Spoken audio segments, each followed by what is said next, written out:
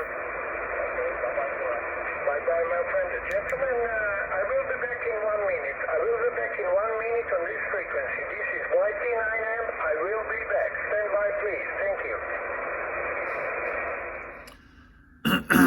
Hi everyone, welcome to this video for the 24th weekend since the initiation of lockdown in the UK.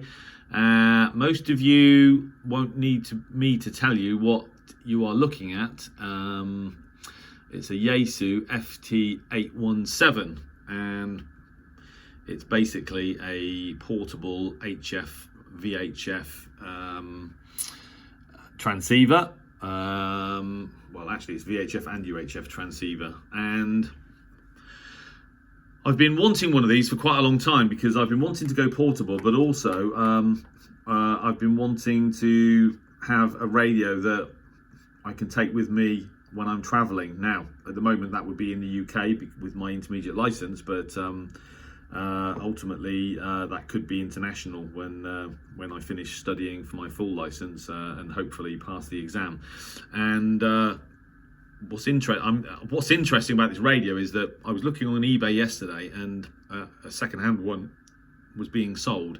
It hadn't finished its time. It was being auctioned. It had several bids, and it was at £406. And I've just looked this morning and seen one I think is being sold on a buy it now price for £399. So they go for sort of like 450 quid, something like that. I was fortunate enough to pay 275 quid for this. The chairman of Harwell ARS was talking to an amateur. I don't even know if he's a member. I'm guessing he is, but he may not be. And he's decided to basically revamp his shack. So he's basically selling just about all of his equipment to fund the purchase of some new gear. And so that he produced a list, a PDF of equipment with photographs, and this was on it at 275 quid. And I could barely believe my eyes when I saw it there. Because, as I said, you can pay up to 200 quid more for a good one. And it came with all the accessories. So it came with the battery tray for putting just standard alkaline batteries into it, which I've done to test it. And it came with they're NiCads actually, NiCad rechargeable battery packs, which I think are basically rubbish.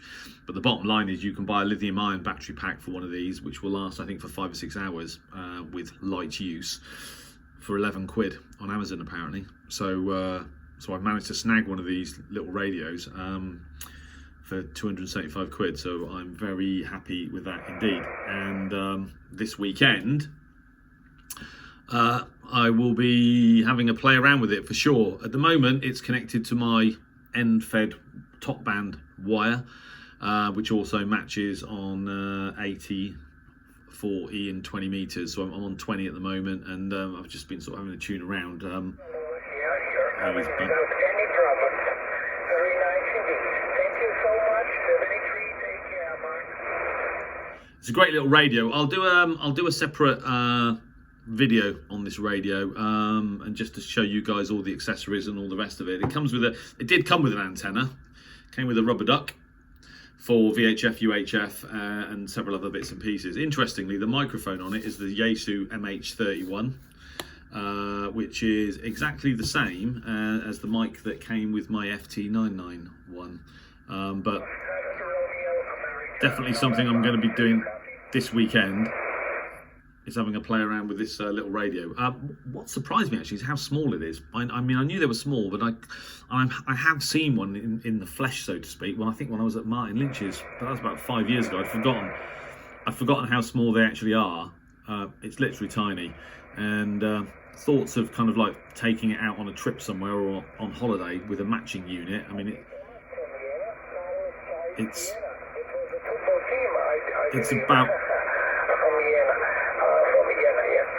It does have pretty good a loudspeaker actually. It's quite got a power. I don't know how many milliwatts it is, or whether it's half a watt or something, but the audio is pretty strong for such a little unit.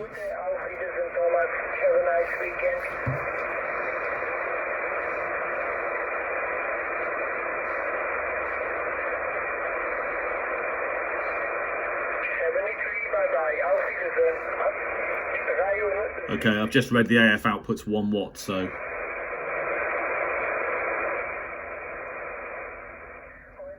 November Whiskey, beautiful signal. I believe this is our first QSL, so thank you so much for the call. My name is Zoran, Zulu Oscar Romeo Alpha November. I'm located in the central part of Serbia. Back to you. There you go. Operator in Serbia. So I'm definitely going to have a play around with that little radio, and as I said, I'll do a separate video on it, but yeah, really great to get one at such a good price. I'm here in the shack today as usual, and there's a few other things to talk about, but weather is suddenly become quite autumnal. I would say it's feeling very much like autumn. Has done the past sort of few days. It was actually quite warm yesterday. It was 22 or 23 degrees. It felt very, very mild indeed, although very sort of grey and overcast. It was a bit weird actually, the weather yesterday. Today it's a bit cooler and it's still grey and overcast, so I'm guessing this is the kind of weather that we're going to be getting used to now. Although I did read somewhere, was it someone told me that we're in for a hot September in the UK at least. Who knows, but yeah, luckily the wind's died down and all my antennas are still upright, well, sort of. In fact, my X300 is leaning slightly, but better for it to be leaning into my garden than leaning into next door's garden, so which is good. But yeah, so right now the 817 is connected to my end-fed wire, and I'll be using it. I made a QSO actually using my ELAD as a transceiver. I worked a guy in the other side of Moscow, east of Moscow, on 5 watts with the ELAD, and the ELAD is a bit finicky to set up on its own as a transceiver, but it's perfectly doable.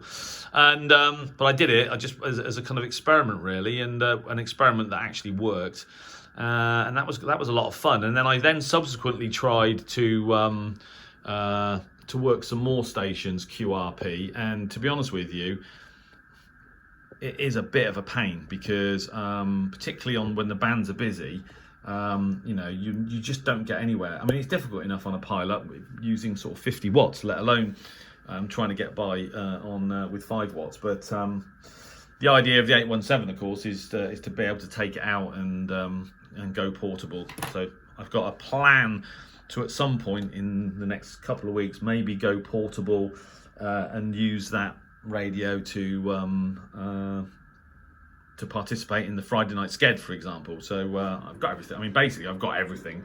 I mean, I could make an antenna, just an end-fed wire would do, with a sort of counterpoise.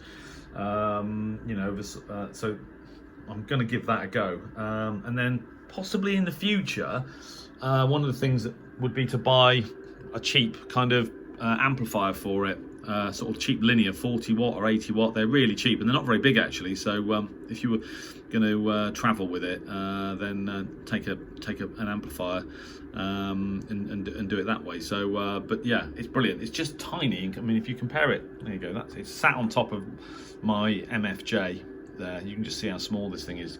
The guy who owned it added these little legs to it, which is great, which makes it much easier to operate. But yeah, I'm just really happy with it, and particularly at the price. As you know me, I'm the cheapest radio amateur in the country when it comes to not wanting to spend money, but happily spend 275 quid on this and £4.50 on the antenna that it's plugged into, so that's all good.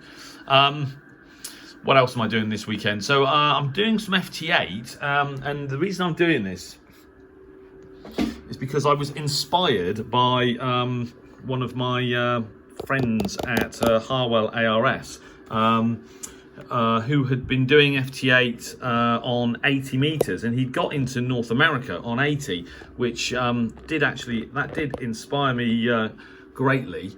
And to be honest with you, I just thought to myself, I'm going to give that a go. So I've stopped transmitting now because I'm listening on the FT-817. But yeah, I've been running FT-8 this morning on 80 meters, and I think I haven't checked the band, but it looks like it's probably just about closed.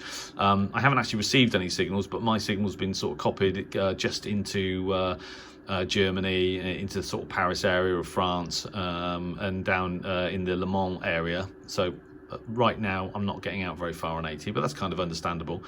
But I'm going to try and emulate what my friend managed to do by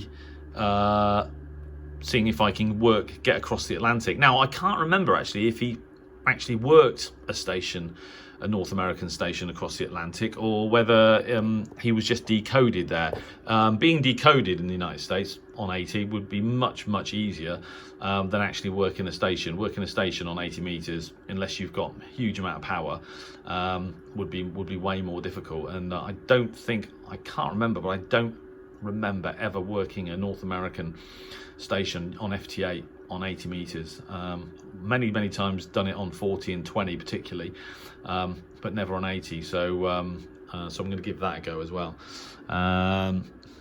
It's good actually when you're a member of a club. You know, you decide, well, this weekend I'm going to do X, Y, and Z, and you sort of do that. And then I was actually talking to the guy because I went round his house and met him face to face for the first time when I dropped off one of my Welbrook loops. So he was.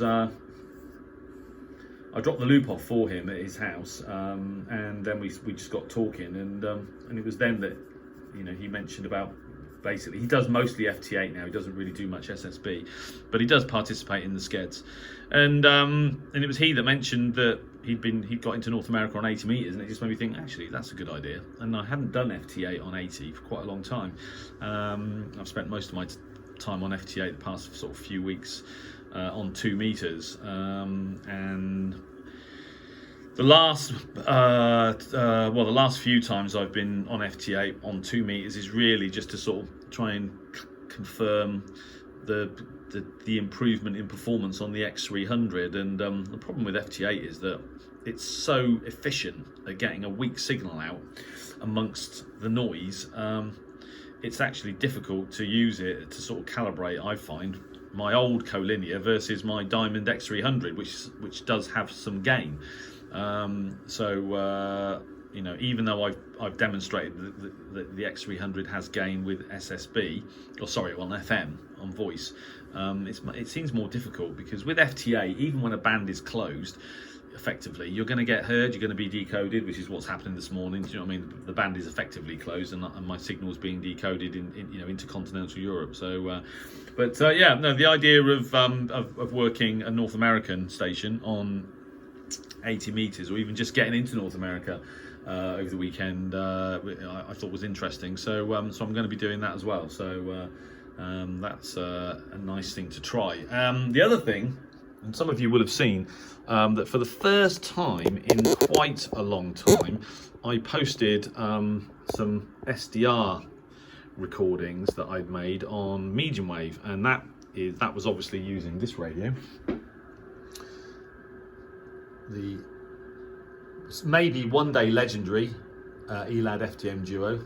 Still definitely one of the best SDRs you can buy, even if you accept that in terms of value for money, compared to like the SDR Play products and probably the AirSpy, HF, etc., it's not very good value for money. You pay a lot. You're paying a massive delta in pound notes for having that sort of front panel, having the little LCD display and a tuning knob and what have you.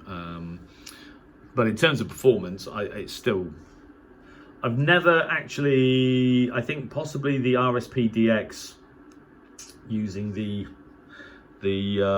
high fidelity kind of mode that gives you better sensitivity below 2 megahertz. Apart from possibly that, I've not seen anything that is obviously better than the ELAD. That's obviously better than the ELAD. Even the Perseus I think it was better than the ELAD, but it wasn't like obvious. It wasn't clearly better. There were many recordings I made with the Perseus that I could have made with the ELAD, and that would have been just as good. I think overall probably the Perseus was a bit more sensitive, but not obviously so. And the Perseus was obviously a very expensive SDR as well. So, but when you compare it with the new stuff, its performance as a function of price, yeah, they're better. But ultimate performance, that's the ELAD is still up there. And anyway, so the other night I was just sat in the shack and thought to myself, do you know what? I haven't looked at any sort of medium wave DX with the ELAD for quite a long time. So I fired it up and noticed that there were actually several transatlantic carriers on the band, and 2 or 3 with modulation, so with audio. VOCM was one, Toronto actually 1010, News Talk 1010 was another. So I decided to record the band, and you've seen I uploaded 5 or 6 videos, and actually scored a personal first, which was really nice. WHAM, WHAM, WHAM, and that's, I think that was that Rochester, New York, WHAM? I can't remember, but it was a PF anyway. Some of you will have seen the video, and you guys can correct me if I'm wrong, but it was basically well, having been into medium wave DXing, transatlantic medium wave DXing for I'm just looking now, yeah, WHAM 1180 kilohertz. It was Rochester, New York. I've been doing this for such a long time that you don't expect to score a personal first, particularly when it's the first time you've recorded the band in months. So to copy WHAM News Radio was brilliant, and just to copy some transatlantic DX. I mean, a couple with really nice signals in basically what is summertime was really nice. So that again inspired me greatly. So this weekend I'm going to do the same thing, and I'm going to record the medium wave band again. Here I am on the end of the X band, actually, 1.7 megahertz. Look how low my noise floor is. It's middle of the afternoon and the noise floor is just above minus 120 dBs, which is really superb compared to my old QTH. It's night and day here. The noise floor is so low. In fact, if I go to 198, in fact if I go to 189, you can actually see here, if I blow that up, you can just about see the signal from Iceland on long wave. But look at the noise floor here. Minus 125 dBs. Anybody? Good enough or what? I mean, incredible, really. So lucky where I am to have such low noise mostly. I mean, I do get noise from time to time, but very, very lucky indeed, really. Overall, that's really, I'm really fortunate, and I know that. So yeah, so this weekend I'm going to record the medium wave band again. See what I can hear. Clearly, it's still possible to hear PFs, even when you've been, DXing on medium wave for 5 years, as I have. It's great. And to be honest, I haven't actually done a huge amount of medium wave DXing by recording signals using the ELAD since I actually moved QTH. So, taking advantage of my new, much lower noise floor makes absolute sense in my opinion. So I'll definitely be doing that. And then finally, I'm still studying. It's slow progress because there's such a lot to learn. I've made it to chapter 5, semiconductors. That's page 31 out of 100. Because what I'm doing is I'm basically making notes as I go along while I'm sort of studying all this stuff. And it is a slow process, but it's proven in my own mind. It's a proven way of learning, and it's how I studied and got my degree, by literally effectively rewriting all of the textbooks in my own hand, and it helps you remember. And they reckon that you need to read, reread several times, and that significantly helps your brain to hold on to facts. So more studying to do. It's going to take a while, but definitely want to carry on and finish it. And then when I've got my full license, of course, then I can take this little rig, take it abroad even, and go portable abroad, which would be great. So I'm going to sign off where I signed on with the FT-817.